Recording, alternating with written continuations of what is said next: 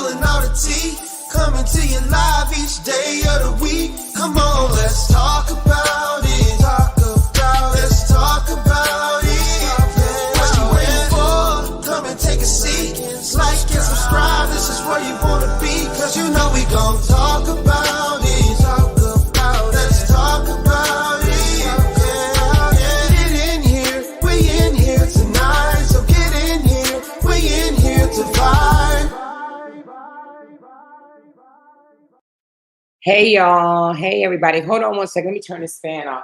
I'm gonna turn this fan off because I think it makes noise.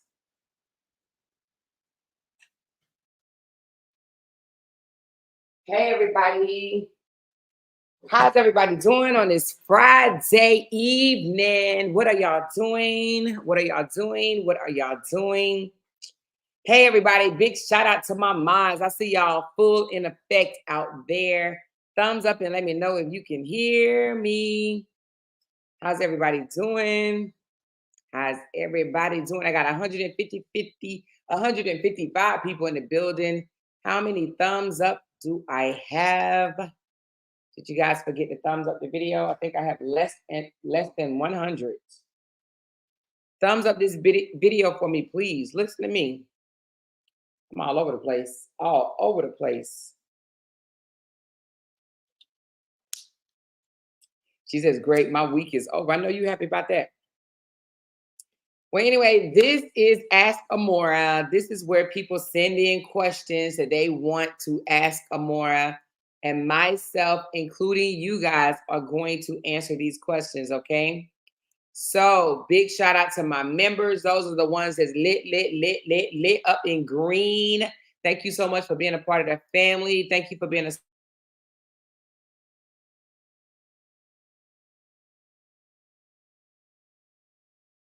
front of my YouTube page, and YouTube will become a part of the family, the green family.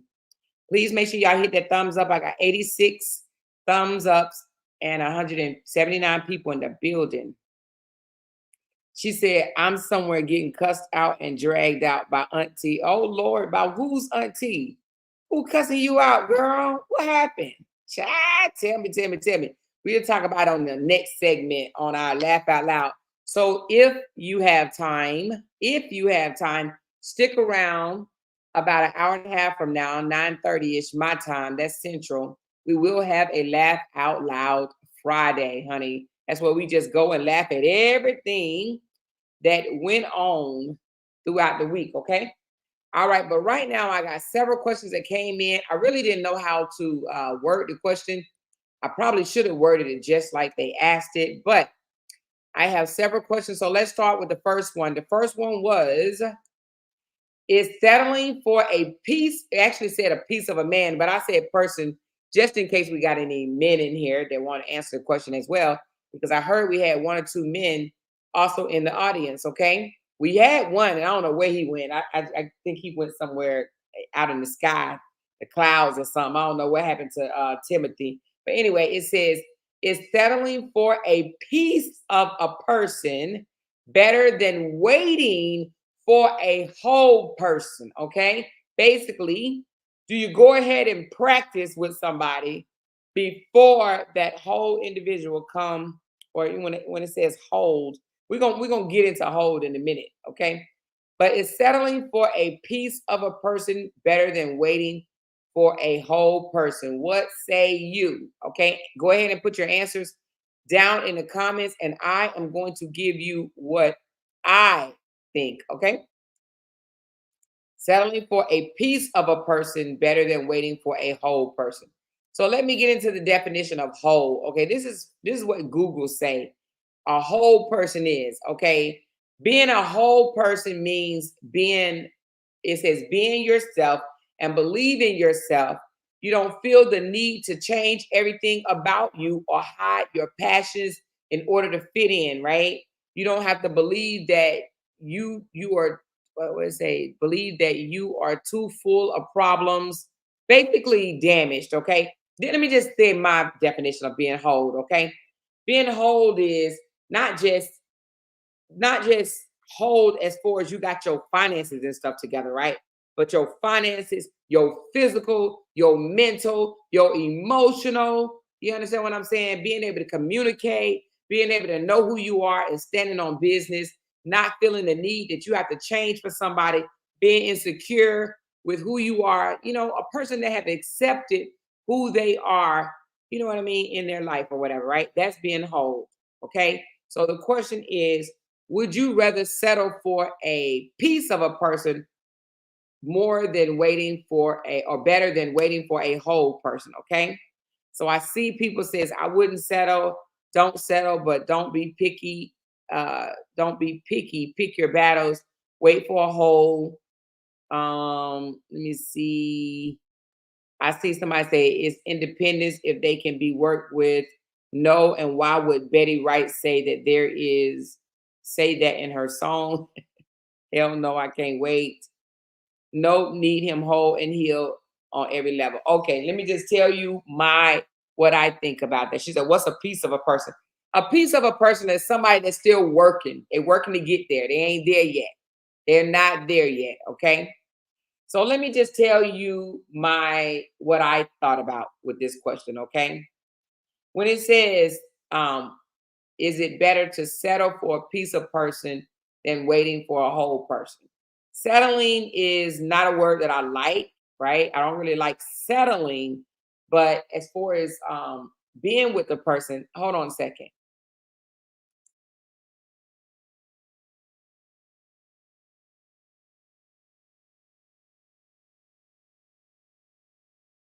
Oh, okay, okay. All right, y'all. Sorry about that. But settling is not a word that I like, right? However, being with a piece of a person rather than waiting for a whole person, this is how I feel, right? I have never met a whole person going into no relationship, right? I don't think anybody is whole going into a relationship. And the reason why I say that is because just because they may have been whole with the ex, don't mean they're going to be whole with you, okay? I think everybody is an individual and they have to learn to love, respect, and appreciate you the way you need to be loved, respect, and appreciated.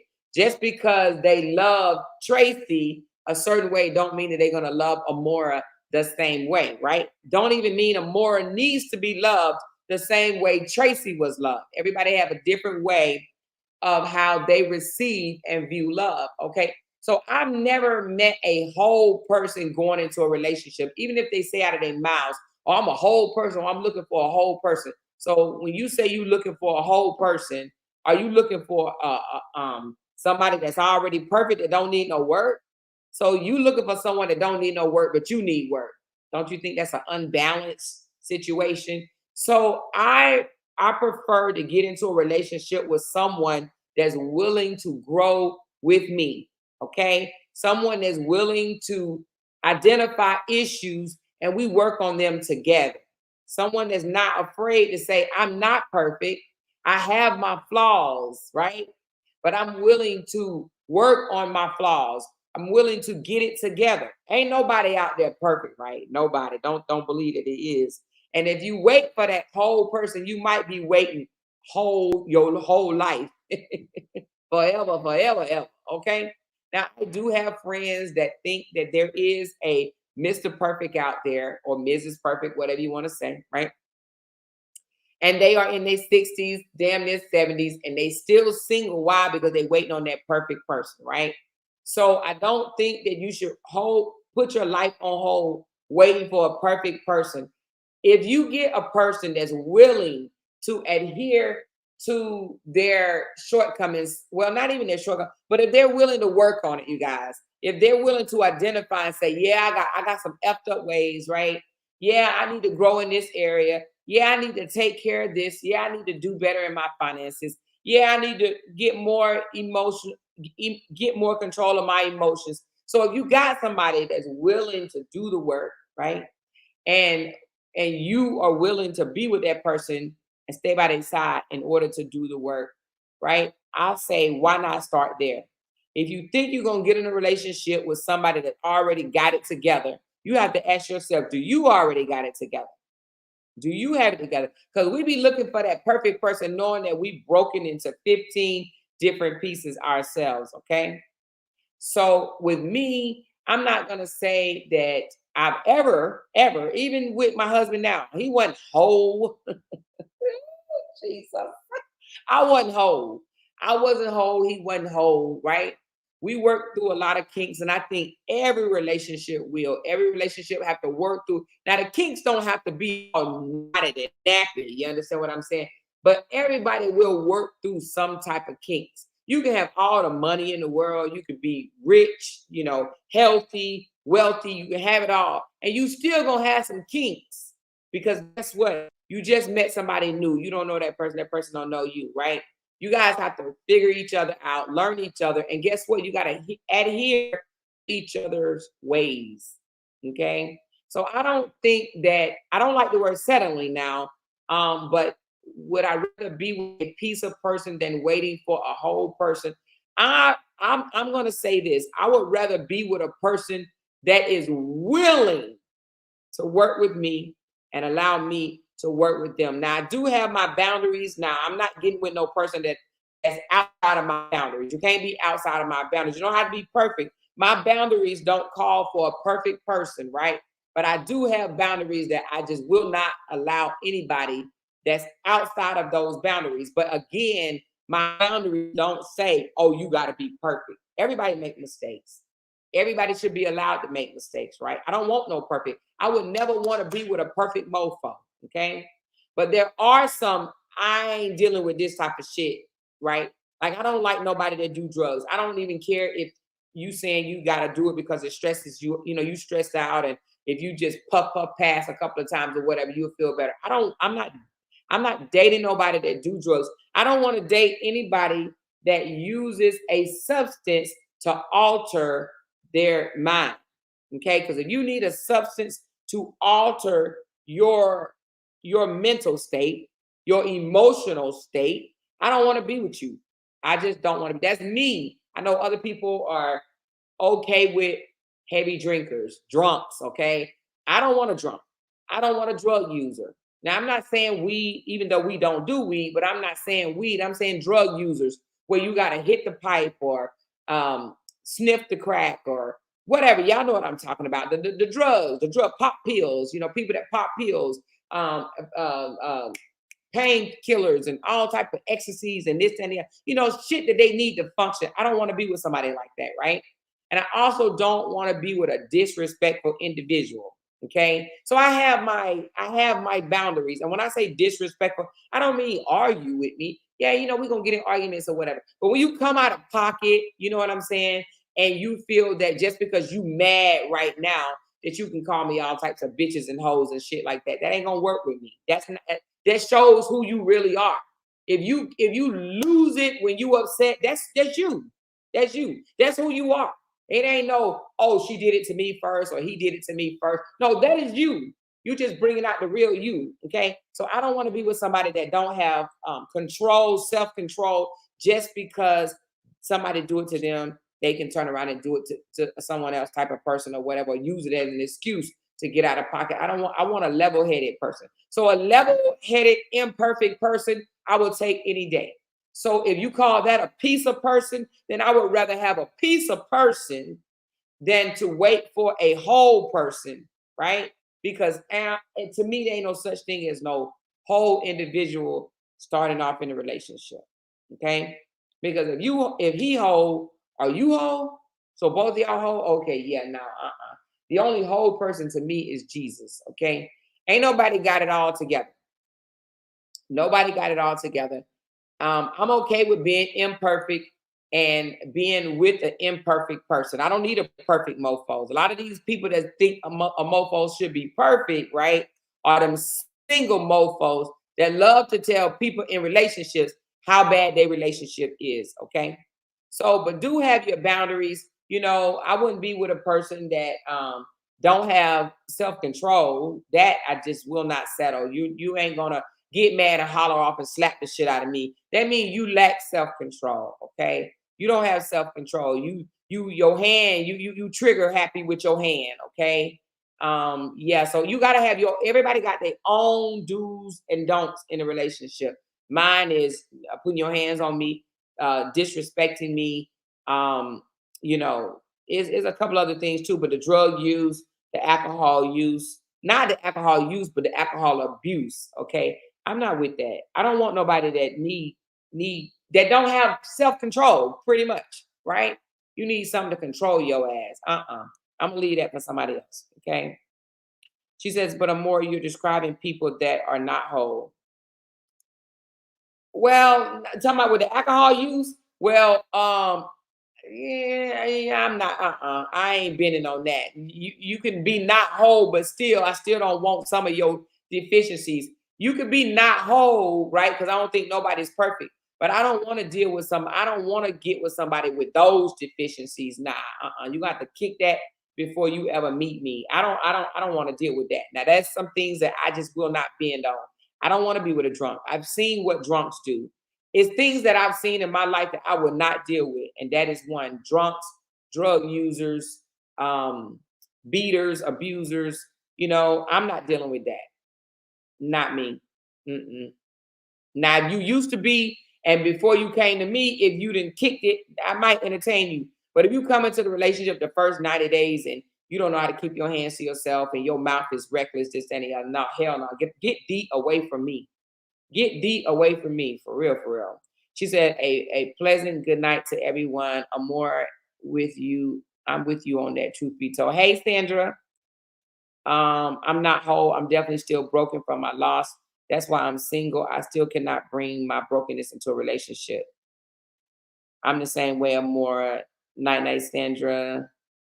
Um, she said, whole is not perfect. Nobody is perfect.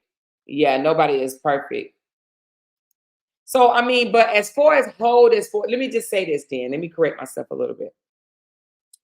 If we're going to define whole as financially, emotionally, spiritually, and physically together, someone that has self-confidence and, a good job and that type of stuff, will I wait for that type of person? At my late age, 51, if I was single, yes, you would have to have your financials together, your health together, stuff like that or whatever, right? But your emotional and your well, let me just say it like this. Like if you got childhood issues at 51 and you haven't dealt with them, I don't want to be with you.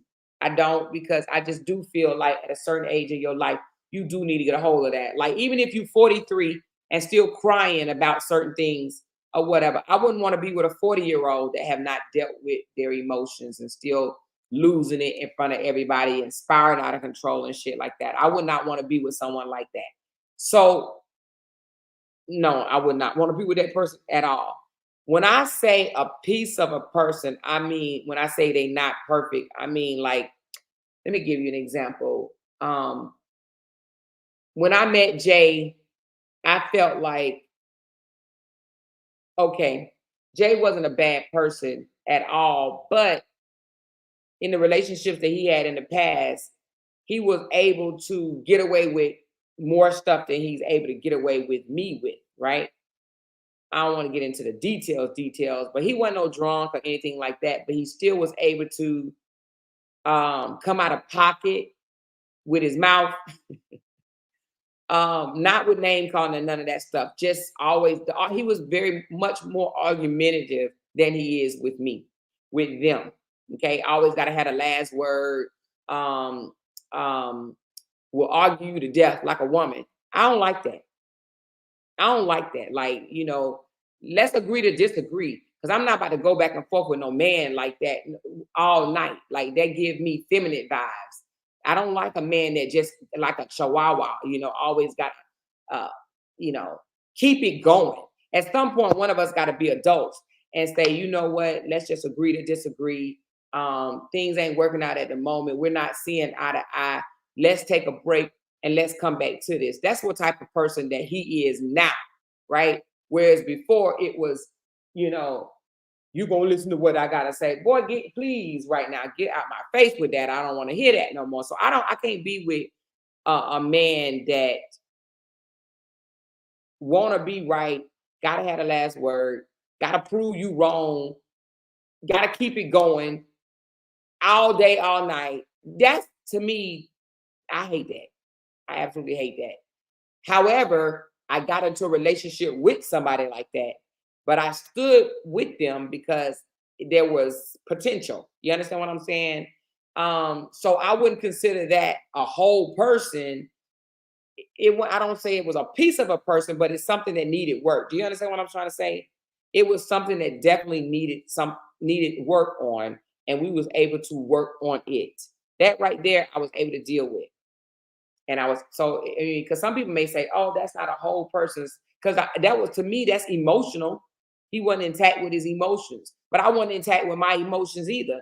I was the mouthy person that used cuss words and cuss you out to get up under your skin, hit below the belt type of thing.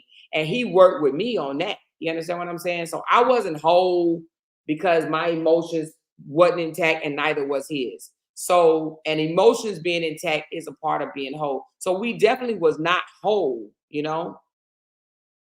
when we got together. But we were able to identify where our weaknesses were and we talked about it. And it wasn't no overnight type shit now. Come on. I ain't gonna sit here and act like we had one conversation and boom, it was fixed. No, it was not. It took years, like 3 years to be exact, probably a little longer. She said, "You won't just say anything to me." Yeah, I don't like just saying anything to me and like letting things linger. I believe that it is a man's responsibility to realize that things are getting out of control and say, you know what? We're not gelling well right now. We're not communicating effectively. Let's stop right here and let's regroup, whether we got to go into another room or take a walk or do whatever we got to do to rethink what it is that we're trying to get at and then come back together later. So that's something that we both agreed to do. And sometimes when we get into arguments now, he implement that same thing. Hey, we're not agreeing, we're not on the same sheet. Let's take a pause. Let's think about this thing before we get out of pocket with each other. See, sometimes you got to check yourself before you get out of pocket with each other, okay? Oh my God, I thought I kicked this person out. How many times this person gonna come in my chat? Jesus Christ. These people love me over here. You know that? Anyway, I'm glad I ain't have to entertain it. I just deleted them out of here. We're gonna keep it moving. All right. That's what you do to people. You decide to have to silence them and keep it moving, okay? Um,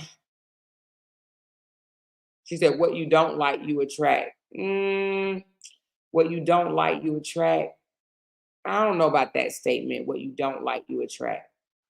Because I don't like alcoholics and I don't attract alcoholics. And I would never be with an alcoholic. I would never be with somebody that go get pissy, sloppy drunk and then come back and want to, you know, do whatever they do to you and then come back and be like, oh, I'm sorry, I'm drunk. Hell no. Hell to the no. I would never settle for nothing like that. If I don't disrespect you, then please don't disrespect me. Plain and simple. Yep.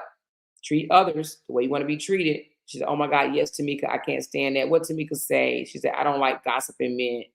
Gossiping men. Ooh, gee, they tell all the business in the house. Yes. Gossiping men or whiny men or pouting men or men that don't know how to let shit go. You know what I mean? They linger and they linger. They everything, oh my God, this is crazy. Mm-mm-mm. She said, I know who that is because they are being very pushy. Who you talking about to me? She says, and that happened in the house at least once a month or every other one. What are you talking about, Vanita? She said, I don't believe that about Jay. Oh man, Jay used to follow me around the house, girl, wanting to talk in the beginning. No, we're gonna have this conversation. We're gonna have this conversation. And I said, nah, you can't force somebody to have a conversation. When a person shuts down, they shut down for a reason, right? Like me, I was a person that shut down all the time. When I would get mad, I wouldn't say shit. I would just get mad and just get in my feelings and won't say nothing. You can sit there and yell in one ear and I wouldn't budge. I wouldn't say nothing. I see it in my grandkids right now, right? One of them at least. You talking to one of them, she sits there and won't say nothing to you. You could threaten to whoop her butt and she won't say nothing. She's so stubborn. She get that from me. She get that straight from me. But I was so stubborn and I would shut down and he didn't like it. And he was like, no, you're gonna talk, you're gonna talk. And you're not gonna make me talk. You're not gonna make me listen. You're not gonna make me communicate with you. When I don't want to communicate, don't force me because then all of a sudden when I go from 0 to 100, I'm gonna hurt your feelings. And then when I hurt your feelings, you're gonna get sad and you're gonna be like, I can't believe you said that. Well, I told you I don't want to talk to you right now. Because when I don't want to talk to you, let me be it. But boy, what I had to understand is ignoring someone that you love when they want to have a conversation with you is just as toxic, right, as cussing them out. Okay. So without telling them that let's regroup and let's come back later. Ignoring someone that you love is not no healthy trait. So let's kick that habit. Okay. Because we think that if we ignore them, right, we call it the silent treatment. We think giving a person a silent treatment is better than cussing them out. It's just the same. It's just the same. Believe it or not, it hurts worse. When you ignore your significant other, it hurts them worse. Okay, you're hurting them, right? So I had to learn that though, because I would shut down and ignore the absolute dog crap out of a person, right? But that's just as disrespectful as cussing them out. You're making them feel less than when you sit there and you ignore them and they trying to talk to you and you know what I mean, and you don't want to hear shit they gotta say, right? Giving that silent treatment is just as bad as cussing them out. And I had to actually learn that. Okay. But telling them, you know what, I I want to be able to hear you. I want to have this conversation, but right now I'm not in the mind space to have this conversation. Let me get out of my feelings, right? Give me a few minutes to get out of my feelings, and then let's have this conversation. There's nothing wrong with saying that. There's nothing wrong with telling your significant other that you are in your feelings right now, okay? Because guess what? It's human to be in your feelings. It's human. So you just say, you know what? Right now I'm in my feelings, right? And I don't want to say anything disrespectful. I don't want to come out of pocket with you. So allow me a few minutes to stay in my feelings.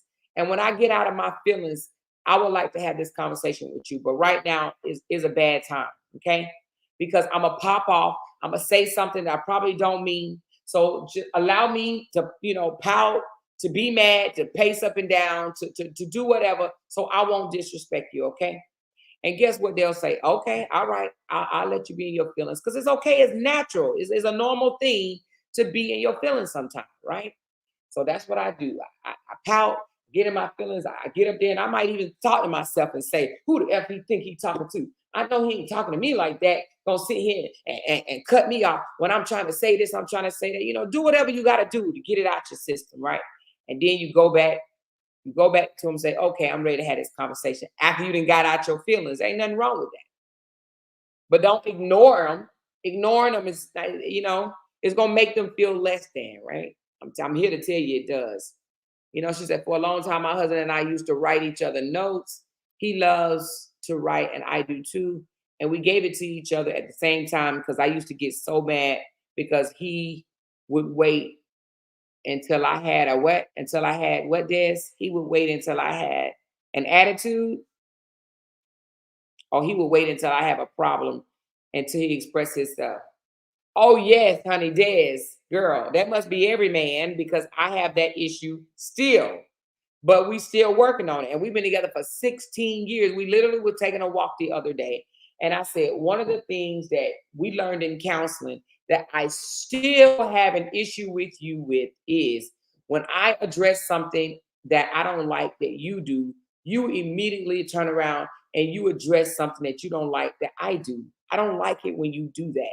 I said, I don't mind you telling me that you don't like something that I do. I don't mind that at all. But don't wait until I bring up an issue with you for you to tell me because you don't have my attention then, boo. You don't have my attention, you know? And so we're still working on that. That's still something that we have to work on because it's an automatic thing. It's like that Pee Wee Herman thing. I am so what are I am so what am I? What are you? Or how did he say it, right?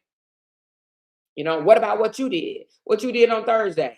Well, how did you handle it when I came to you? I don't like that. I don't like that at all. I don't mind any other day. He can come in here right now and say, babe, I want to talk to you about something, right? And if I say, what's that? And he said, I don't like when you do this, that, and the other. I will not turn around and say, well, I don't like when you do this. That I don't do that because I don't like it and I'm not going to do it. But my man does that. He will do that. And I can't stand it. He don't do it all the time. He's getting better. But I mean, damn, after 16 years, you would think that he wouldn't do it ever. But he does sometimes. And it burns me the hell up. So we still working on it. Don't think that after 16 years that your relationship's supposed to be perfect because it's not. It's not perfect. After 20 years, it's not perfect. What did we just found out that Judge Mathis' wife just filed a divorce against him after 39 years, right? No relationships are perfect. People need to understand that. And these people that's never been in a really serious relationship or a marriage, they don't understand that. They think that the relationship is supposed to be perfect. And if anything happened in a relationship, it's like, oh my God, I can't believe you doing that. You so stupid. How could you dare stay with that dude? You don't even have a dude, right? but yet you sit there and tell somebody else, how dare they stay with a dude when you don't have one? Get with one, right? Build with one, develop, invest with one, right? And then wonder why that person is still there. Marriages are an investment. Marriage is an investment. Now, yes, it's easier to walk away from a relationship than it is to walk away from a marriage. Marriage is an investment. You do shit, you grow together. You build together, not just grow, you build together, right? It's an investment. I don't think nobody like to lose an investment, right? So anyway, as far as settling with a piece of person rather than being with a whole person, I still would say I've never met a whole person starting off in a relationship. So I would say that I would rather be with a piece of person that's, it's some caveats behind that. A piece of person that's willing to work on their deficiencies. Okay. Now, a piece of person that's want to sit there and continue to be where they at, stagnant and not willing to grow, man, please, I ain't got no time for them. Okay. So it's all about growth. Are you willing to grow? Are you willing to grow? Right? So I have another question. I got actually three more. Let me see. Are we gonna be able to get to all of these? Um, let's see what this one is about. Y'all know I don't read these questions ahead of time. I glance at this one, but I have not read the other one. So let me look at it.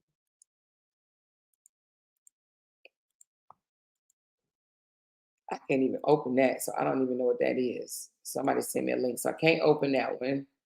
So let's go to the next one. Some of y'all be sending me questions that's online, but you may want to screenshot it or whatever, because I may be blocked from some of these sites or whatever, because I can't open that one you just sent me. Let me see this one.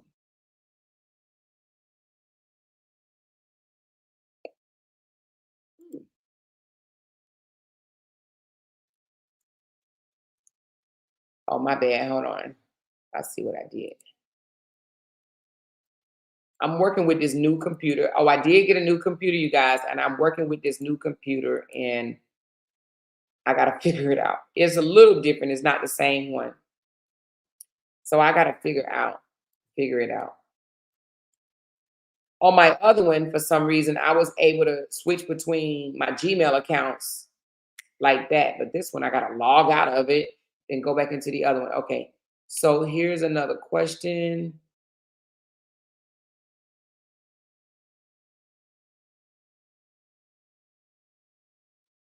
I don't know if this is a question or a statement. So let me figure out how do I word this. I guess it would be, I don't know how to ask this question. Let me think. Why? I guess I would just say this. Why do men have a fear?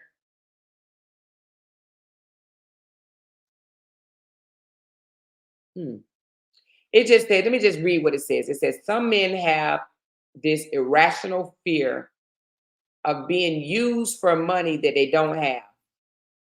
So I guess that would be, how would I word that question? Why are men afraid of being used for money that they really don't have? Um, I think that they really don't have. Why are men afraid of being used for money that they don't have?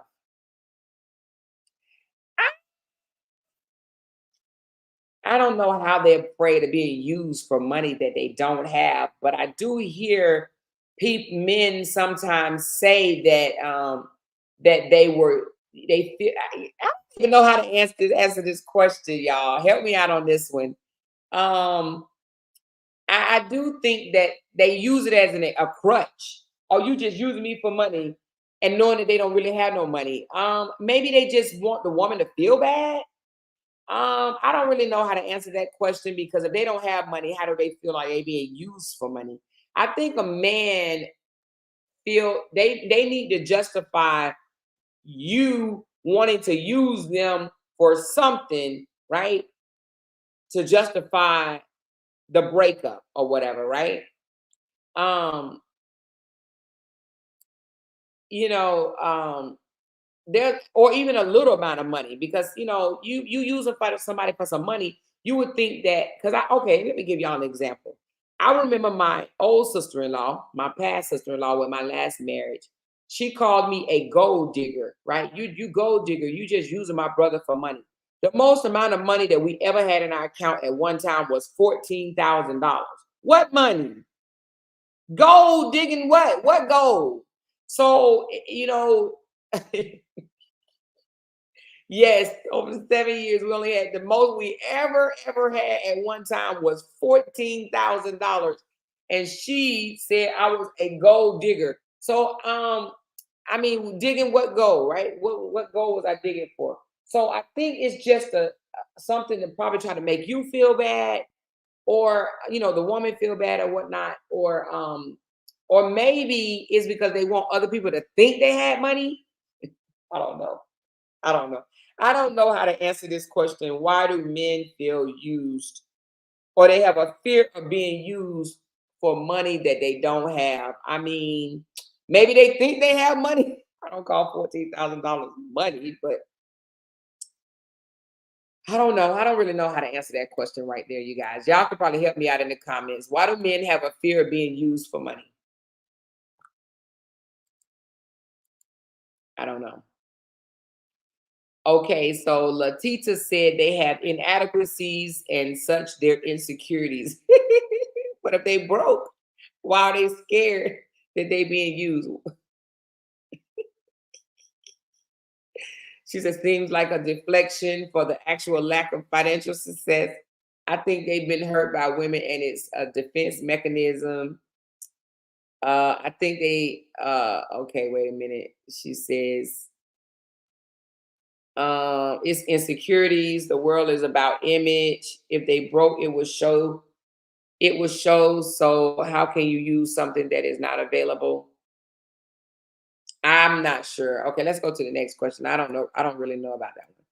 All right, here's one. It says, why would a man or a woman cheat on their significant other if that person is good to them financially, physically, mentally, and emotionally? Okay. All right. Well, one thing we have to understand is a person that cheats, whether it's a man or a woman, 9 times out of 10, you're not the reason that they are cheating. They are the reason that they're cheating. They are lacking something within themselves, okay? Whether it's self-esteem, whether it's securities, whether it's emotional stability, they are cheating because of something within them, okay? And some people put in the comments because they're selfish, they're greedy, they want more. So it's 9 times out of 10, no one really goes out and cheat on you. You could be the best person in the world, right? And they don't cheat on you is because of something that you did, because of something that you know that you're not giving them. You could be giving them everything. You could be giving them money. You could be giving them good coochie. You could be fine. You could be sexy. You could be brilliant, smart, all that. Mentally, got it together, right? They're not cheating because of that. They may not be spiritually there, emotionally there, financially there, physically there, right? It's something within them that they are lacking, and that's what they're going after. They're like, oh, I'm going after this because I need more of this, or I feel like I don't have it. It's something that they don't have. It ain't you. It's never you. And that's a man or a woman. It's never you. Because let me tell you, how many times a woman don't cheat when they man and went out and cheated 4 or 5 times and a woman still refused to cheat? It's not that she's refusing to cheat because she can't go get nobody else, because of course she can go get somebody else, right? She doesn't desire nobody else, right? But that man will go cheat, right? Because of something that he's lacking within himself. Or if it's vice versa, that woman will go cheat. That man he could be the best thing ever, right? Like, I got a good husband. I have a amazing husband. If I go cheat, it's nothing that I wouldn't even be able to justify it for one damn moment that I cheated because Jay did this to me or Jay did that to me. No justification whatsoever. If I cheated, it's because of something that's within myself, right? So it's not, why do they cheat on a good person? They cheat on a good person because they ain't a good person. Okay, they're not a good person. They're not there. They're not all together. And they greedy. They want to taste the rainbow. They want to go taste another flavor. That's it. That's all. They want more. They want more, whether it's more coochie, and I'm gonna tell you the biggest reason a person cheat, in my opinion, is because they're insecure. Okay. Let's just say a man, for an example. A man cheats, okay, because he needs to feel that another woman or other women are still interested in him. He still got it. He still desire. He still want it. You can want him, but he want to be wanted by multiple people. Okay, it's not because, or he may have a sex addiction too, right? It's not that you ain't giving him butt or ass or whatever you want. It's not that you're not loving him. You're not giving him sex. You can give him sex in the morning and he may want different sex in the evening, right? It's because he's greedy. He wants more. It's something within him. He's insecure. Okay? He's insecure. To be honest with you, he is definitely there. He's definitely insecure. And that's why I believe he cheats. And 9 times out of 10, they cheat with somebody that don't even have what you have. Don't possess what you possess. They will cheat with somebody on a lower standards. Let's use Jonelle for an example. Jonelle cheated with Pretty Bree. Pretty Bree sells her body. I mean, allegedly, on this is her own words, right? She said he jumped in her inbox or whatever on Instagram and said this, that, or the other, whatever. That's what she said. We got to go by what she said, right? He cheated with her multiple times, knowing that she sleeps with other people. He lowered, I ain't even gonna say he lowered his standard, but he sleep with somebody on a lower caliber when he have somebody on a higher caliber there. It's something within himself. He's an insecure person. He don't have confidence. He may come out here and act like he's confident and this, that. And I'm not making this live about him per se, but we just know of that incident, right? I mean, we could use somebody else, but let's just keep it a buck. He cheated with someone that of lower standard. She's a single person with a bunch of kids or whatnot, and really don't have a whole lot going for herself. But he cheated with her when you got somebody over here that have something going with themselves because he lacks security. He's insecure. He's insecure within himself. He don't like himself. A man that call a woman a bitch don't like himself. Okay? A man that tells a woman, I made you, I created you, he's insecure with himself. Okay? Let's just be real with that. Okay? It's them. It's within. Right? So they need to go get checked within themselves. It ain't the woman. They can say all day long. Now, I'm not saying it's not the woman is flawless. I'm not saying that. But they can say all day long, the reason why I cheated was because of her. She wasn't giving me this. She wasn't giving me that. No, it's them. They're insecure. Okay? They lack confidence. They don't have it together within themselves. They doubt themselves. Like Lakeisha said, Jay-Z cheated on Beyonce. It's something within him. Selfishness, low self-esteem. Sometimes they don't even feel deserving of the woman that they with. So sometimes they'll go out and cheat because they know that they don't deserve what they have. They don't deserve that person. Right? And they'll go out and cheat because they know they don't deserve that. They be asking themselves, damn, what's she doing with me? I'm a piece of shit. I'm a piece of shit and she's still with me. Right? So, and some of them feel like, well, one day she's going to leave me anyway. So let me keep some nuggets in my back pocket because I'm really not worthy of her. One day the light going to come on. She's going to realize that I'm not worthy of her and she's going to leave my ass. So let me have something backed up that I can fall back on, right? But 9 times out of 10, they cheat with somebody of lesser value. Okay? They cheat with somebody of lesser value. And let me tell you something. They cheat with somebody of lesser value, but it's the value that they feel like they bring.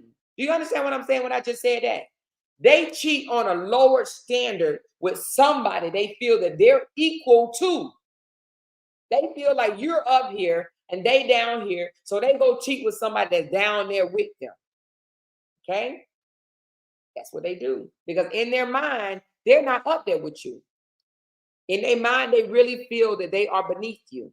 But and not only that, a man that tell you that he made you, he created you, and you ain't shit without him, is actually a deflection. He feels that he ain't shit without you. Okay? They just say shit out their mouth like you ain't nothing without me. They really feel that they ain't nothing without you. They just flip it around so they can feel better. Okay? It's an insecurity. It's a psychological thing, right? But a man that totally disrespects you, call you out your name and stuff like that or whatever, it's because of their own insecurities. When they call you a bitch, it's because they feel like a bitch. Okay? They really do feel like a bitch. Every time they look at themselves in the mirror, they say, damn, I ain't nothing but a bitch. I'm a soft ass bitch. Okay? That is what they think when they call you that. All right? I'm just, let's go to the next question. So that question, I think we all agree that is not the fact that, because it says, why would they cheat on a significant other if they're a good person when they have all of this, that, and the other? They cheating because they ain't a good person. They ain't a good person. Okay. All right. Let's go to the next question. It is, okay. I think because the other question I could not open. Let me try it one more time.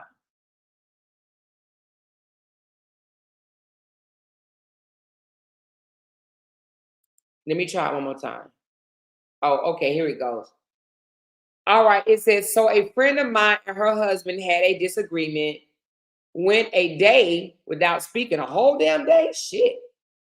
Went a day without speaking. She ordered food off of his card, and this is what he texted her phone.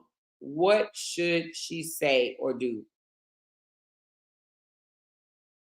Okay, so he texted her, for future references, please don't spend my money without asking me. All right.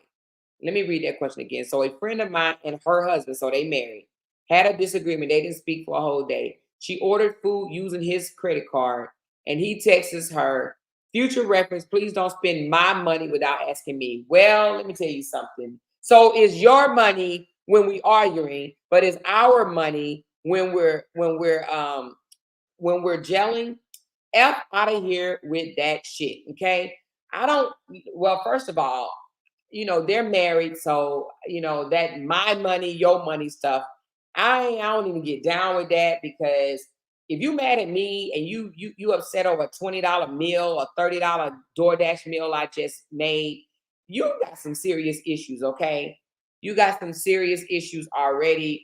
Definitely petty, but we will have a conversation, because now it's your money when we upset, but it's our money when we coochie crunchy close. Coochie crunchy close? No, right? So I would have an issue with that. Now, 9 times out of 10, it would make a person want to show you better than they can tell you. It will make a person want to go get their own money. But please don't spend my money without asking me. I don't think that a husband or a wife should have to ask each other to spend some money on some damn food. So the husband was definitely petty, out of line. What would I say back? What would I say back? Let me see. For future reference, please don't spend my money without asking me. What would I say back? I think I would probably just, knowing me, I would probably respond and say, haha, you funny, or some shit like that or whatever. Like, I wouldn't even take it serious. You know what I'm saying?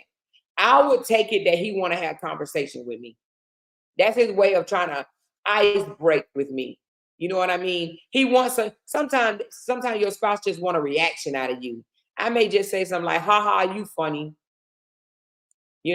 I definitely wouldn't try to strike no argument because he's literally trying to lighten load by saying, please don't spend my money without asking me. He want you to say something. He want a conversation. He want a reaction out of you, right? And me, yeah, I'd be like, ha, you so funny. You funny. Boy, you funny. Or you made that up or something like that, you know?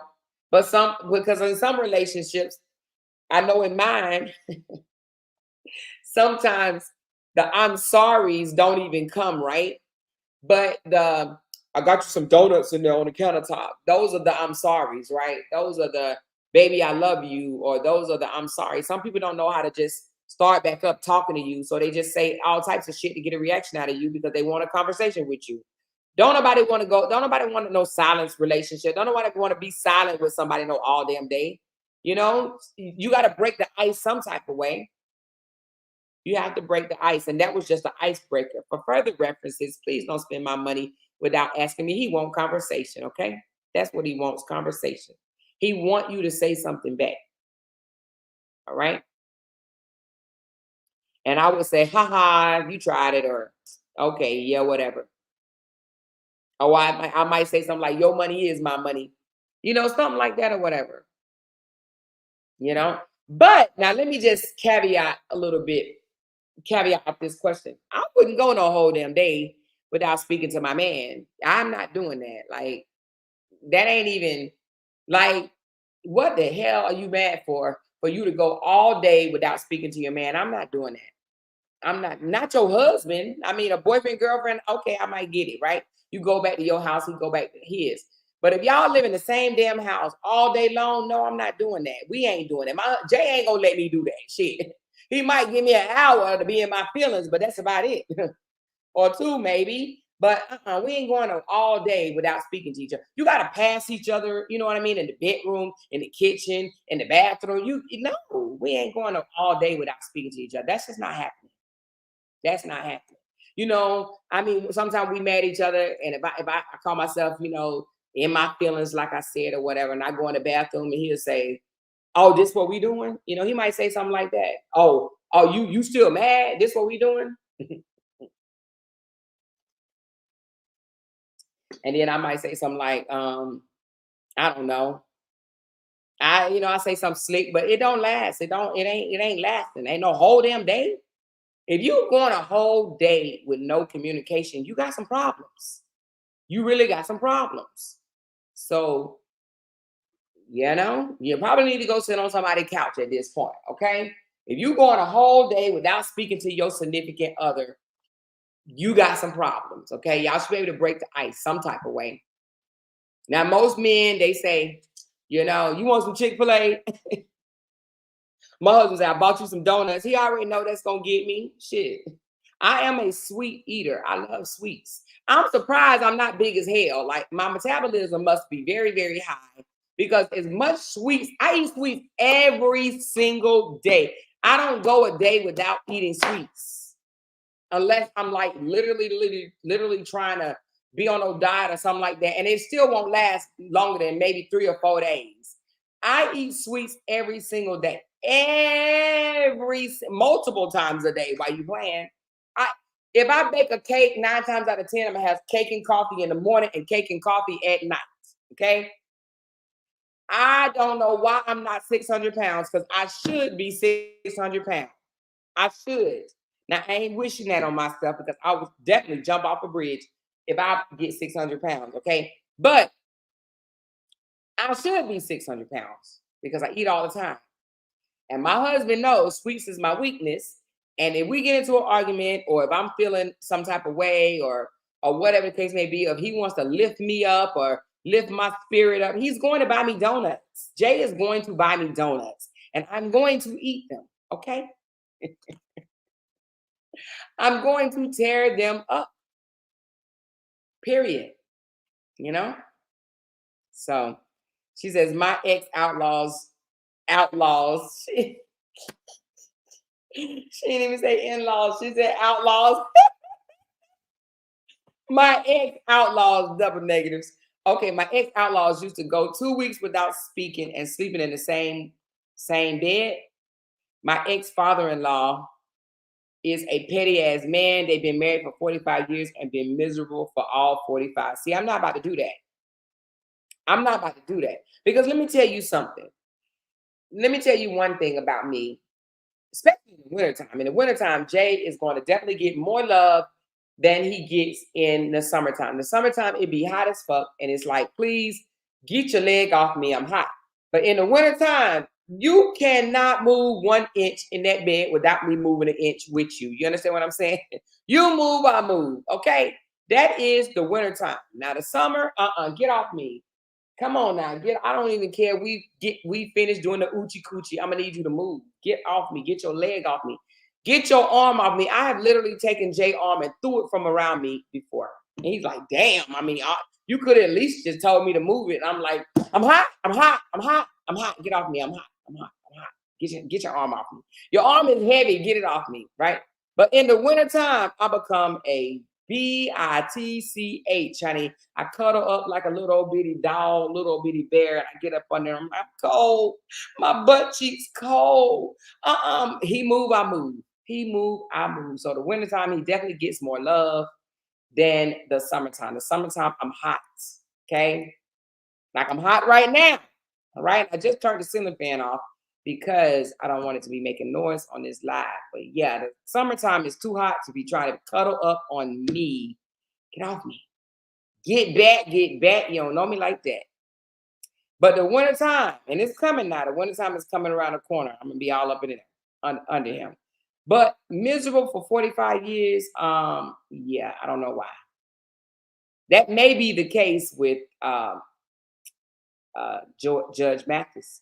His wife might be like, "You have made me miserable for 39 years." I don't know. We're gonna find out why they really getting divorced. They saying irreconcilable differences right now, but we're gonna really find out why they are getting a divorce. Okay. You know, somebody accused me of standing in people's divorce in their marriages. They said, only thing you want to speak on is people getting a divorce. You want to stay in people's marriages. They bring it to the internet. Why not? Why not? We can all learn from mistakes, right? We can all learn from other people's mistakes. You can look at somebody else's relationship and learn from that relationship. She said that coffee link had me cracking the fuck up. Listen, hey, I like all that on my coffee link. You hear me? If y'all have not checked out my coffee link, please check out my coffee link. She said Tasha K did a live tonight on them. Tasha K be on it. I love it. I love it. I was gonna do one, but I said nope. I gotta do my Ask Amoira, but we're gonna do one on it. But Tasha K be on it. Tasha K be like, listen, I'm gonna be the first blogger to get it out there. Okay. So I'm gonna run my little butt over there and see what Tasha says, so I can come back here and spill it all on over here for y'all. You know what I mean? But yes, it's some bloggers that they gonna get to the news first, honey. They gonna be the first ones to get to it. I love it. I'm not there yet though. Definitely not there yet. Okay. She said, hey, Mrs. Johnson, how to tell if these Army men are being serious? I've been in 3 years and can't differentiate the only that's trying to run games from the ones that are serious. Okay, you saying you cannot tell from the ones that's trying to run game and the ones that are trying to be serious? Well, are you in a relationship? You said you've been in a relationship with 3 years with an Army guy? Let me tell you something about the military men. Most military men are narcissists. Most military men are narcissists. Let me tell you why. First of all, in basic training, and y'all know, if you're in the military, you know what I'm talking about. In basic training, they make you feel like you're better than everybody out there, right? They try to set you apart. They make you feel like you are higher than all civilians out there in this world. They have you repeat shit like that, right? They drilling in your head, right? That you are better, you are different, you are higher, you are stronger, you are powerful. Your mind is more intact than the average civilian, okay? They tell you that. So they narcissists because, you know, and probably military women too. They make us feel that we walk on water. Okay. That's why we run through the woods and shit or whatever, not being afraid to go get to the next point because they make us feel invincible. They make us feel like we got this shit. We do this shit. We crawl through swamps and shit. Now, you know, at my age now of 51, I look back on some of the bullshit I did and I said, did I do that? Did I do that? Because I would not do that in my life, right? But I did it, right? I did it. So anyway, most military people are narcissists, right? But well, a narcissist, and they will gaslight the fuck out of you and try not gaslight. What's the word? Love bomb the fuck out of you in the beginning, right? Because they want to swoop you up before the next man get you. Because let me tell you something about a military guy. They know they ain't the only one looking at you. Okay. They know if they find you attractive and they want to be with you, then they know that already a bunch of other people are doing the same thing. So what are they going to do? They're going to come in and tell you how amazing and awesome you are, right? They're going to tell you they love you real fast. They're going to do shit to get you to say, I do real quickly. Okay. Most military people will not wait no 3 years to get married. I'm letting you know that now. The reason why a lot of us military people that have been through 2, 3, 4 relationships, right, is because they ain't waiting to tie you down, get you pregnant, okay, had a babies. We ain't got long hair. We ain't there for 2, 3 years. They gonna stick it, and if they want to take you with you, they gonna marry you real fast.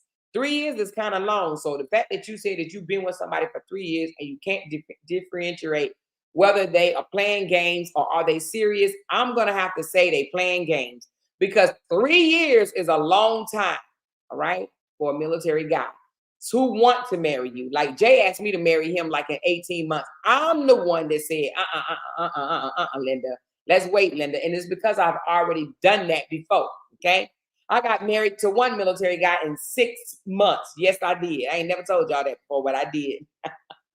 6 months I was saying I do. 6 months. Actually, I'm sorry. It was more like 7. It was 7. It was 7. 7 months. I knew this joker for 7 damn months, and I said I do. 7 months, right? Anyway, they will put a ring on it real fast. You know how that Beyonce song, if you like it, you should have put a ring on it. Well, a military man will put a ring on it real fast because he wants to snatch you up off the street. He don't want you want nobody else. He want you to himself. He wanted to take you with him, okay? Period.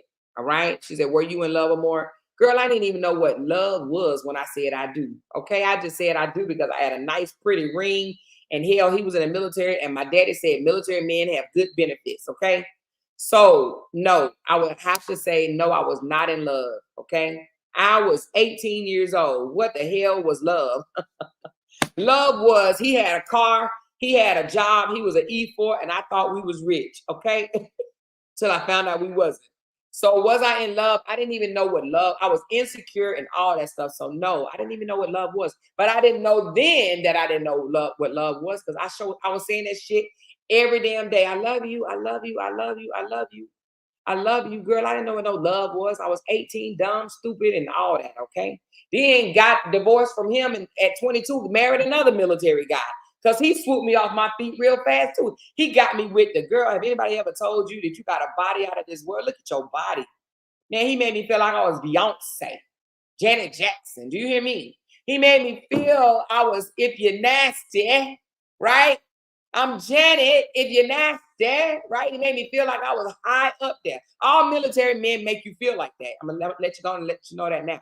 They make you feel like you're the best thing since sliced bread. I told y'all what Jay told me. He said, if God allowed me to have you, I'm gonna treat you the way God said. How did he say? He said, I asked God that if he let me have you, that I would treat you the way I think he said like Christ treated the church or something like that. I'm probably messing it all up. But yeah, Jay told me that. I'm like, damn, this nigga put God in it. Shit.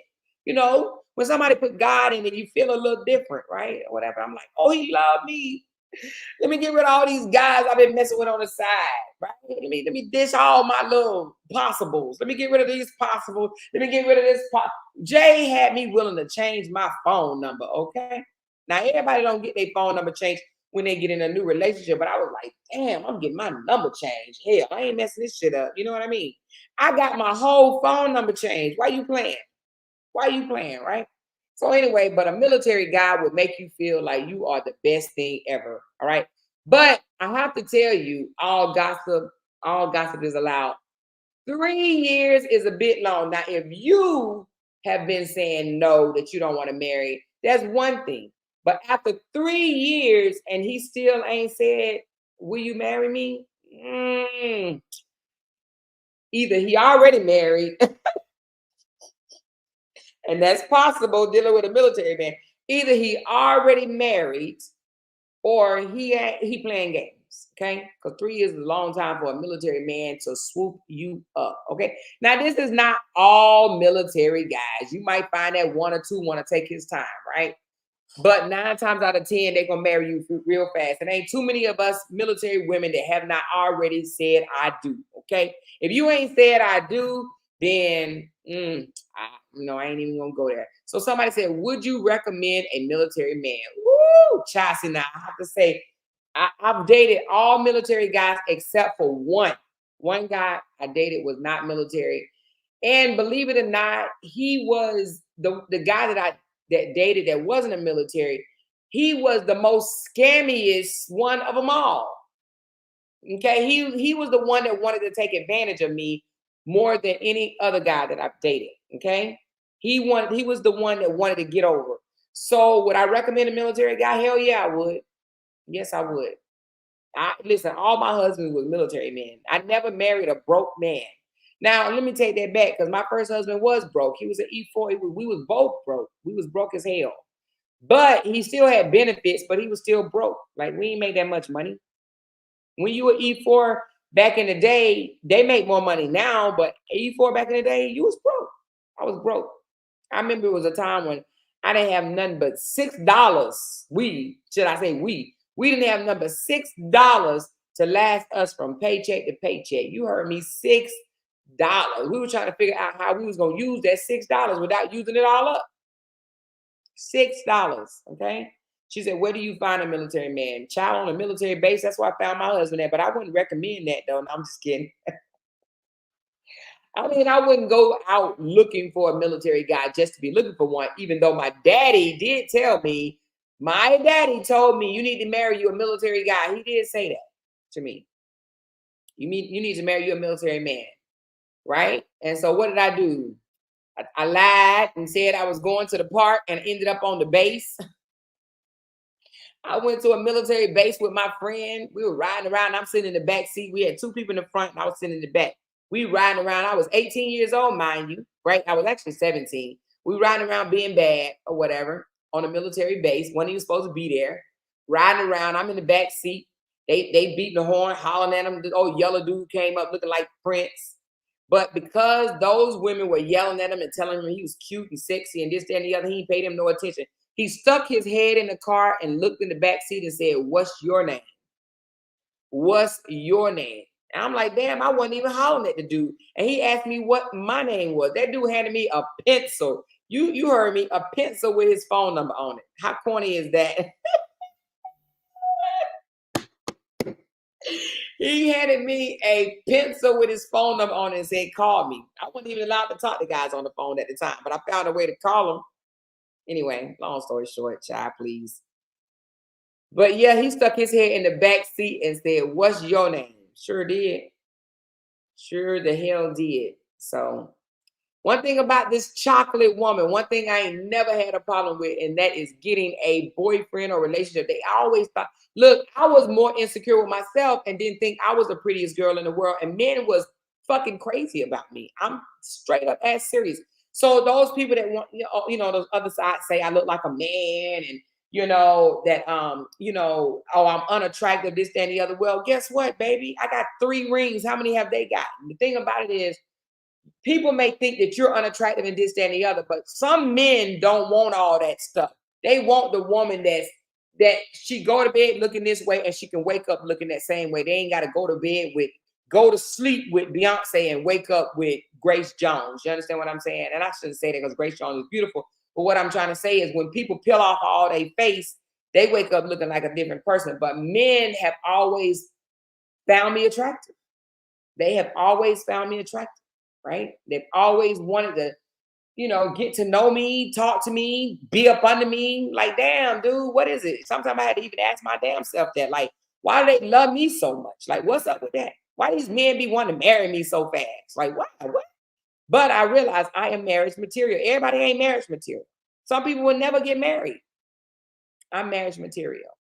And I know that. Hell, I've been married 3 times. I am definitely marriage material, you know?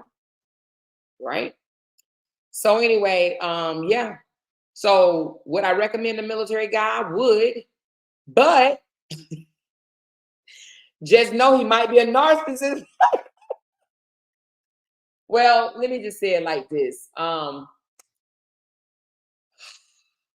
Most military people that you're going to deal with are going to feel that they are of good high standard. Okay, they're going to feel that they are of high quality, high standard. They're going to feel like they're better than you.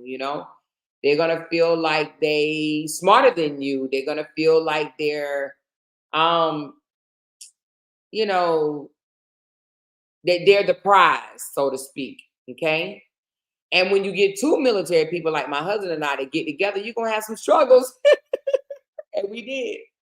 And that's why we had to go to counseling, because I do think that when we first got together, we thought that we was better than each other. I ain't gonna lie, when my husband got with me, I did feel like, boy, you got a prize. What the hell you mean? I was a lieutenant, but I thought I was a prize. Hell, he thought he was a prize. Hell, he was a captain. He thought that I should have treated him like he was the prize. And I felt like he should have treated me like I was the prize, right? But we worked it out. She said, date a military man is not for the weak. Girl, you better say that. Not just a military man, a military woman too. It is definitely not for the weak. It is definitely not for the weak. No, it won't last, right? It will not last, right? She said, military men and police, I'm good. She said, me and my ex-husband, number one. Both of y'all was in the military, Candy. But I don't think that I could date a civilian guy. And the reason why I say that is because I don't think that they will understand my boldness, my assertiveness, like my feistiness.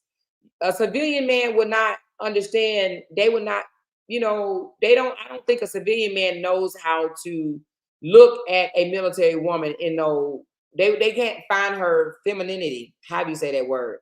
They look at her as too strong, too cocky, too bold, too forward. But military men understand me. A civilian guy I will probably walk all over his ass, right? To be honest with you. I wouldn't do right with a non-military guy. We call them civilians. I wouldn't do right with a civilian, right? Because they wouldn't understand it. They don't understand when I get up in the morning and I put my boots on just like my husband put his boots on, give me the right to voice my opinion just like my husband voiced his opinion. When you strapping up boots and your husband strapping up boots, it ain't too much he gonna be able to say to you. You understand what I'm saying? Y'all both get into it. It ain't no I'm bringing home the bacon and you fried in the pan. Joker, what? You better go get your boots and strap your boots up just like I strap my boots up. Like you feel like you're on the same level as your husband when you both in the military. Even though we know, I understand that my husband is the leader, but now come on now. We put on the same combat boots, baby. Okay. She said, my fiance is an ex-military, but ended up working as a network engineer. Ooh. Yes, they do. My ex joined the military because he felt challenged because I was in for 2 years before him. He's been in for 20 years now. Yeah, you are a challenge, right? She said, especially if they were not attractive and got some beauty enhancement and it goes to their head. Oh yeah, definitely that, right? She says, I can be with a civilian man. He has to be a man's man. See, I tried with a civilian man, but when that joker asked me, can he stay in my house with him and his 3 kids and don't pay no rent for a year? Yeah, he made that up. I was like, boy, you got to be out your mind. You got to be out your mind. Some women don't, I mean, some men don't know how to handle military women. Military women, let me tell you something, military women have it hard in the dating world, baby. That's why 9 times out of 10, they end up dating a military guy. They have it hard. Because men, civilian guys, ask dumbass questions like, did you just get off of work from fighting bears and lions and tigers in the woods? They ask those dumbass questions. And you be like, yeah, I just got finished fighting a bear and a tiger and a lion. Yeah, and the tiger just scratched me right here. Like they ask dumbass questions. So they They ask dumbass questions, and then they say things like, "Oh, I don't want you looking at another man at work." Dude, I work all around men all day long, every day, all day. What the hell are you talking about? Like military women don't have time for that insecure type bullshit from these civilian ass men. You understand what I'm saying? Like, I don't want you looking at another man. I don't want you talking to another man. You be looking at them like, dude, do you know I work around men all day long? Listen, in the military, you have a work husband as a military, as a woman. You have a work husband. Everybody got a work husband. Everybody got a work husband, okay? Everybody got a work husband. And y'all flirt. You do flirt at work. It just, you do. You do. You know, I don't want you flirting with nobody. Well, then you don't want me working because you're going to say some shit inappropriate out of your mouth in the military. And probably the police department too. You're going to say something inappropriate. You're going to talk about sex. You're going to talk about under your clothing. You're going to talk about that type of shit. You know? You're gonna call a man on his shit. You're going to say some shit like, yeah, you probably ain't even packing. Well, let me see it then. Drop your pants and let me see. You biggity bad. Yeah, you got a whole husband at home, right? But you talk like that to people. You. I don't want to say the word, but you de-check a man. Yes, you will. We de-check men. And what you talking all that shit? You ain't working with shit. Oh, I'm working with. Well, what you working? Let me see it then. We'll call them on it, right? Civilian men ain't used to that type of shit. They like, wait a minute, you just sexually harassed me. She said, why do military men always have a wife, family, life, yet lie? Why do military men, hold on. Why do military men already have a wife, family, yet lie and say that they are not married? This happened to my daughter twice in her late 20s, and she's no nonsense. Don't play with the type of girl. Because they know that you ain't going to be able to find out, especially if they left their wife in a whole nother state. They know you're not going to be able to find out, and they want their cake and eat it too. Some men go to different duty stations, and they don't take their family, and it's called temporary wife. You just a temporary girl. They want you to be listen, if they move from Texas to Georgia, right? And they left their family in Texas, they want them a Georgia wife. And you need to be the Georgia wife. So either you be the Georgia wife or not. And don't ask them what's going on in Texas. No, but seriously, they do it because they know you're not going to find out. Everybody don't do that, though. Not all of them do that. But some of them do it because they know you're not going to find out, okay? Some of them will do it because they know you're not going to find out. You're not going to ask them questions. They're going to be able to tell you whatever because you don't know, right? They're going to say, oh, I got duty for 2 weeks in Texas. I got TDY, whatever the case may be. And they on a vacation with their family, okay? But if they know you nosy and if they know you checking behind them and stuff like that or whatever, maybe they won't do that shit. You know what I mean? Like with my husband know he can lie to me. We both military. I know how much you make, dude. You can't front on me. You can't flex on me. You can't act like you biggity bad. I know how much you make to the penny. Without seeing your paycheck, I know how much you make. Right? But I was an admin officer, right? So I was a background checker from way when I was in the military. That's why I can come on YouTube now and run all these people background checks because that's what I did any damn way. I wrote policies and checked backgrounds, right? No, but there was an admin system. You know, if you're in the military, you know, and I was an admin officer, right? I could put your name in the database and find out everything about you. So no military man about to lie to me. You're not about to lie to me. You're not about to tell me that you're not married and I see that you are. You're not about to tell me you only got 3 and I see you got 5 kids because you got 5 dependents, okay? So, I checked. I absolutely checked. Now, I remember I checked Jay and he said, you know you can get in trouble for this. Oh, but you ain't about to lie to me, Joker.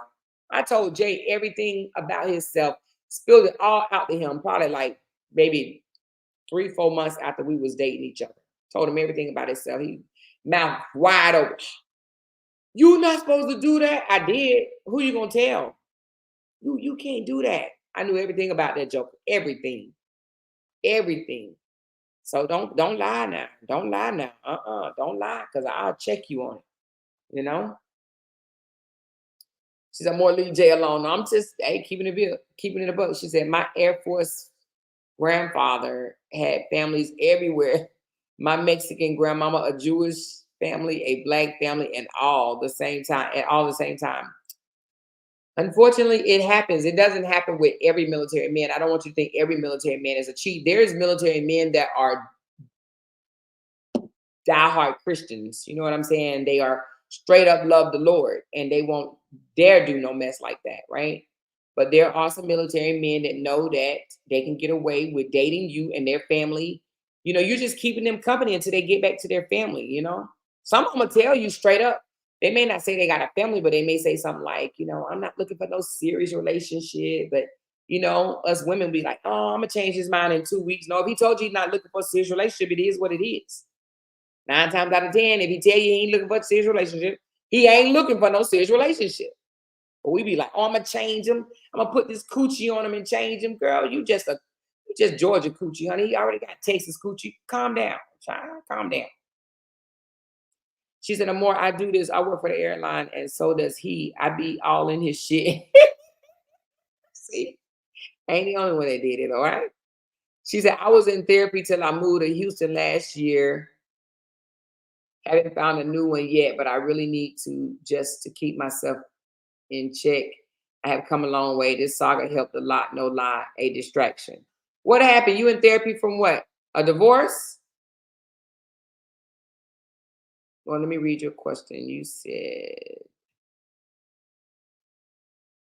oh, you just left a narc. Oh, okay. I see what you're saying. She said, I worked on a military base and Wu Child, a real life soap opera. Yes, honey, you already know what it is on a military base. Majority of them are married. Like we don't want to go overseas and stuff by ourselves. We want to take some coochie with us or some Peter Jeter with us or whatever, right? Mm-mm. They would ask you real fast, will you marry me? You'd be like, damn. I'm from a military family, and 90% of the men and women in my family have longevity marriages for real or more. Yeah, you some of them will last a long time, you know. All military men are not cheats, you know, but some of them are. So these days you got to do a background check on everybody. Why you playing? She says prior law enforcement, and I know everything about these Negroes. Okay.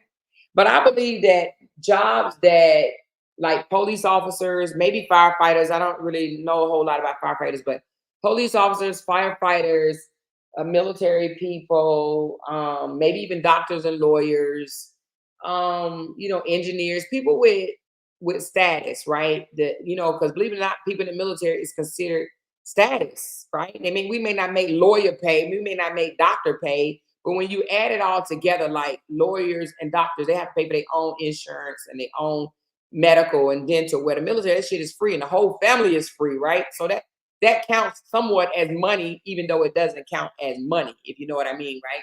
So it's a decent living. It's actually a very decent living, right? So people with status tend to think that they are better than everybody else, right? They do. They say people in uniform, but you know, I don't doctors don't really have uniform. I guess they do have uniform, they have a coat. So people in uniform, people in status or with status or whatever, they tend to be narcissistic.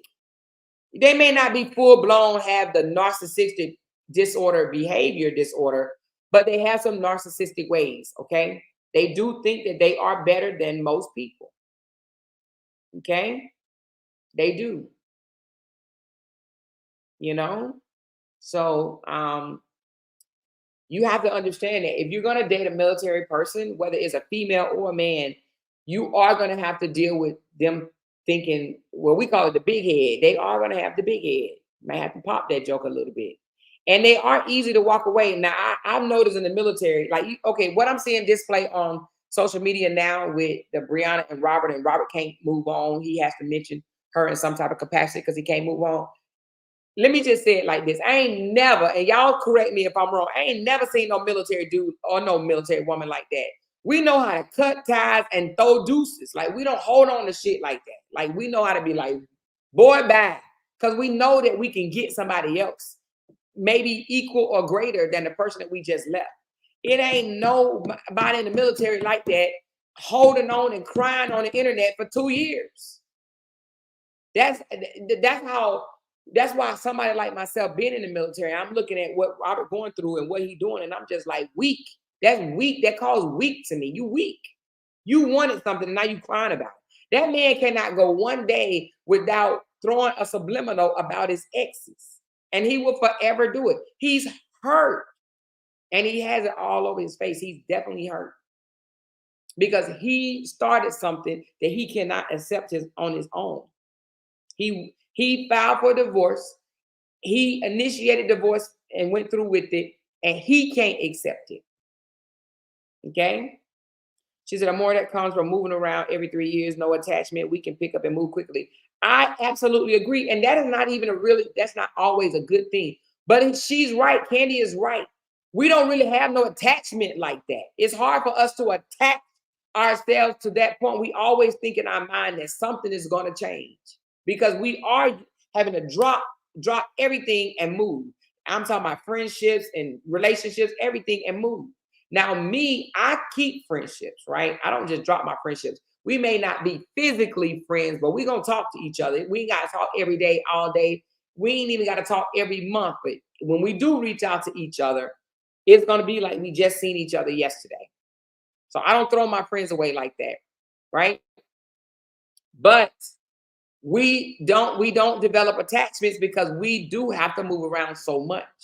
So you may think, oh man, a military person, they so hardcore, heartless. They don't have that love in their hearts. It's not that we don't have love in our hearts. We're just so easy we accept things for what it is.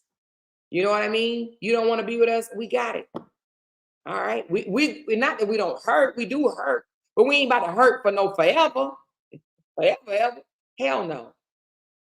We get over it. I think with the military person, I think we get over our pain a whole lot quicker. I believe so, right? She said, my husband is retired military and a trucker. Okay. I do believe that we may not express ourselves emotionally the way a lot of other people do. And it's not that we're not feeling something. It's just that we have a different way of expressing. Like I used to also, in my time in the military for about a year and a half, I was one of the ones that had to knock on the door and tell you that your loved one was no longer here. And I had to, maintain my composure. I couldn't get emotional with you, even though I did one time. But that's not a part of my job. I was not supposed to do that. In training, they tell you have to be emotionless. You can't feel that pain with somebody else. When you go to these military funerals, you can't be in there bawling. You can't be bawling and the family bawling too, right? As much as you want to, as much as you feel bad, you can't. You got to hold that shit in, hold it back, right? So with military people, I think military people understand military people. That's why when you find out somebody in the military, your connection, you can easily connect with them because you already know what they're dealing with. You already know what they're going through. You already know what type of person they are. You don't take everything literally. Like, I ain't gonna say the person unless she want me to say it, but she said just today, I think it was either today or last night, she said, oh, I may come off harsh this and that. I said, girl, you don't come off harsh. I understand how that person comes off. Like me and Candy was in the military. We could jail well because we both was in the military. We don't take offense to stuff like people in the civilian world. They'll take offense to something that you say. We understand each other. Me and Tinkers, we understand each other. Me and Rachel, we understand each other. If you've been in the military, you understand another military person. You know they ain't really trying to be conniving, heartless, hardcore. No, they're not trying to be like that. It's just a way of talking. It's just a way of how it comes out, right? See, she said, show don't. I just laugh, not that sensitive at all. You can't be. Because you will get your feelings destroyed. Okay? You will have your feelings destroyed messing with somebody in the military. Okay? What Tinker say, we adapt quickly to any condition. Any condition. Exactly. We're very adaptable. And if you're not adaptable, girl, I'm trying to tell you, your feelings are going to be hurt. You're going to wear your feelings on your shoulder all the time. So if you are dealing with a military man, just know that he's probably not the bad person that you think he is or whatever. He might be a little rough around the edges, but that's just how he was inbred. He might not be sensitive to no cut on your finger, nothing like that, right? I remember my daughter telling me before when she went to go visit her daddy, and she said something like, "Mom, he just don't have that compassion. Like if she used to fall and hurt herself, he'd be like, "Oh, girl, you'll be all right."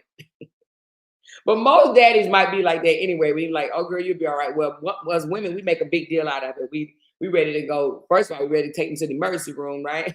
Because in the military, all your medical is free, so we don't mind going to the emergency room until you come out to the civilian world and you realize you got to pay for that shit. You're like, "Wait a minute, hold on, I pay for this shit,"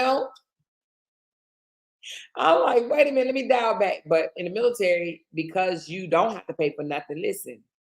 Let me get a splinter in my finger. I'm going to the doctor, baby. They gonna take it out. I'm in the emergency room, sitting in there with a splinter in my finger. You know what I mean? So I just think people probably need to get to know the military people. But would I recommend dating them? Yeah, I do. Especially if you want to travel the world. Especially if you want to travel the world. It's a great opportunity. Like Ashley Chats right now. She's over in Germany, you know, enjoying herself. She gets to go over there, and then while you're overseas, listen, when you're overseas, traveling overseas is way cheaper. It might cost her $150, $160 to go to another country right over there, right?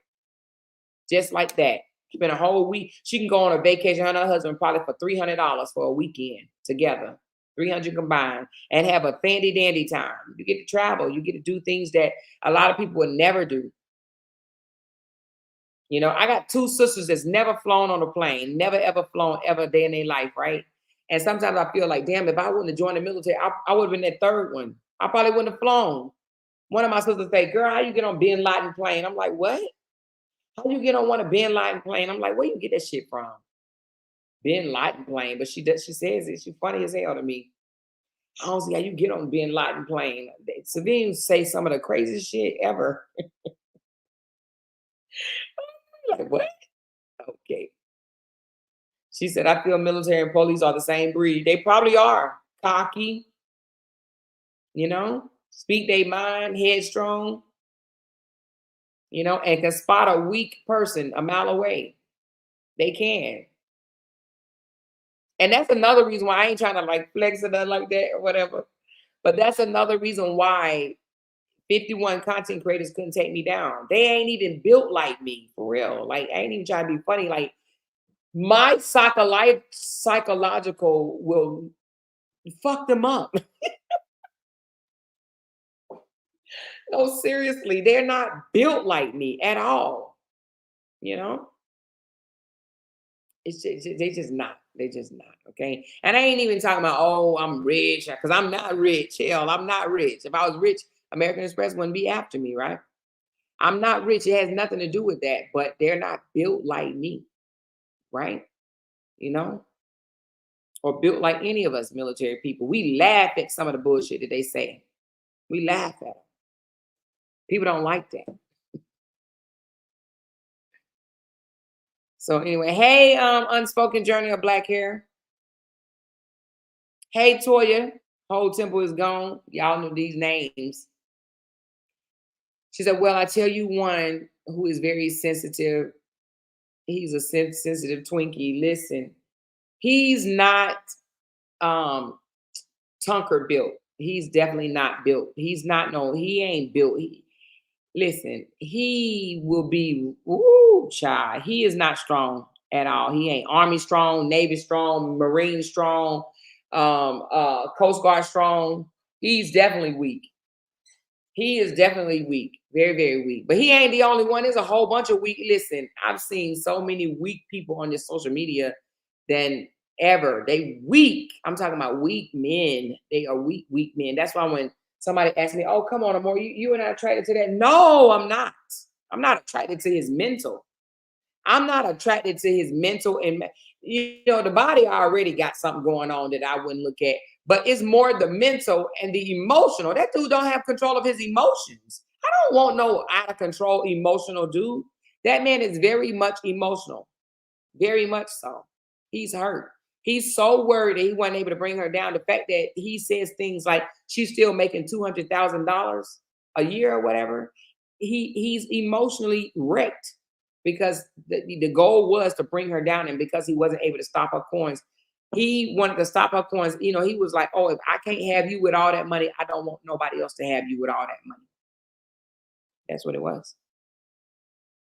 And there's no guarantee that you will get an OCONUS assignment either. My ex did 20 years and never left the country except for Iraq and Afghan deployment. Well, you can put yourself in the one. They always looking for somebody to go overseas. You can put yourself in for an OCONUS assignment if you want it. We got to have manly men. Exactly. Exactly. Men that ain't gonna be like, oh my God, want to turn around and call you a bitch because you raised your voice at them or something like that, you know? They know what it is, and we know what it is. So anyway, but those are the questions that we gotta get ready. It is 8:47. We gotta get ready for Laugh Out Loud Friday so we can talk about all the bullshit that has happened. So come already with the shits because we about to be with the shits, you know what I mean, in this next upcoming live. We're gonna talk about, just all the stuff that has happened and just whatever, right? We down for whatever on this next live, okay? But this live, I want it to be, about questions that we have. And you guys ask some good questions, which is good, you know. But let me just say this. I do hear a lot of women say, I would never date a military man because they are liars and cheaters and this.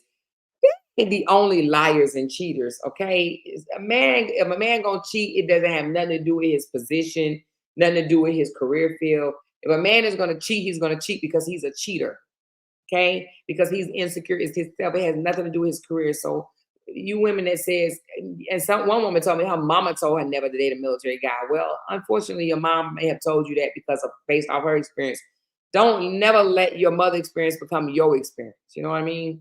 I wouldn't. Sometimes you gotta test the waters for yourself, okay? You know? So I was talking to my daughter. My daughter was like, she's going to nursing school, and she was like, Mom, I won't date a doctor because he's a narcissist, but I'll date another nurse. And I was like, but it's her preference. But I was like, well, why would you say that? She was like, well, because in school they say all doctors are narcissists. They may be I think everybody of some type of caliber have narcissistic traits, you know. They may not be a full-blown narcissist, but they will have some type of narcissistic traits. Your lawyer is gonna have narcissistic traits. Your military guy or woman gonna have narcissistic traits. Your police officer gonna have narcissistic traits. Everybody of some type of caliber are gonna have some type of narcissism. They say Oprah's a narcissist. Look at her; she's a freaking billionaire. Everybody that have some type of caliber is going to have some narcissistic traits. Having narcissistic traits does not make you a full-blown narcissist. Okay, some people are full-blown narcissists, though, right? She said, how do I ask a question? Talk about it with Amoira at gmail.com. Talk about it with Amoira. Make sure you spell my name right. It's the name of the channel at gmail.com. Talk about it with Amoira at gmail.com. She said, is the Laugh Out Loud Friday live right after this live? Yes. I'm going to eat what Jay just came in and brought me and told me not to tell y'all that he brought me anything because he don't like y'all calling him no butler.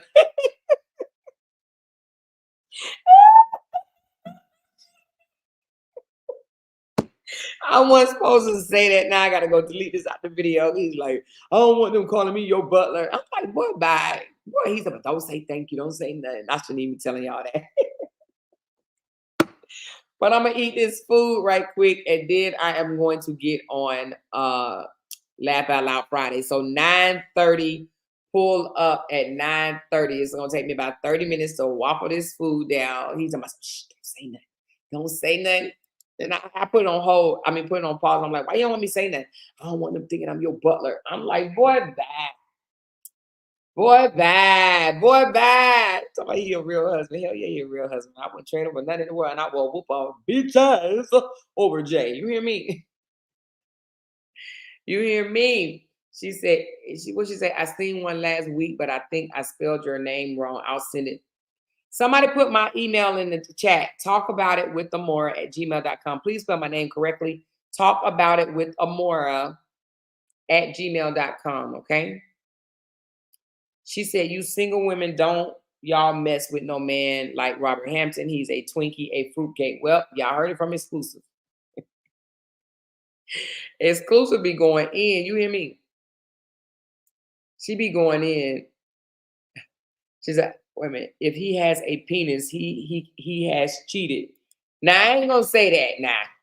Well, maybe not on you. He might have cheated before on somebody else, but that having a penis don't make a man a cheat. Twinkers, don't say. I mean, tinkers, don't say that. All men don't cheat. All men do not cheat, and there are men that have never ever cheated, ever. In my opinion, I do not believe all men have cheated. I don't believe that my man has cheated on me. But I mean, I'm not gonna go look for it. You know what I mean? So, but I don't believe he has. You know, that's the email right there. That's what you. Thank you, me. That's what you emailing right there. She said, "My man don't cheat. He don't, child. I wouldn't touch someone like our age with a 10-foot pole. Damn, I'm gonna have to catch the replay. Yes, catch the replay. It's just a couple of questions or whatever. But anyway, let me sign off. Let me eat this food. I'm gonna have to go warm it up or whatever. And I will be back at 9:30. 9:30. So now that's about 37 minutes. Okay. Love y'all. Make sure y'all hit that like button on the way out and come back at 9:30. I already got it set up. So go over there and hit the notification bell right now. Matter of fact, I'm gonna drop it in the chat. Hold on one second. I'm gonna drop the next live. I already got it set up. Your girl already set it up, baby. Hold on one second. I'm gonna drop it in the chat. And that way y'all can run over there and hit that notification bell to where as soon as it has live, we're gonna laugh. We're gonna laugh at some goofy shit that went on. And you know, because it is some goofy shit that went on. It is some goofy shit that went on all week. Hold on, let me put this in the chat. She said it's 10:53 here more. Well, it's 8:53 where I'm at. Where you at, Angela? You in California? No, 10:53.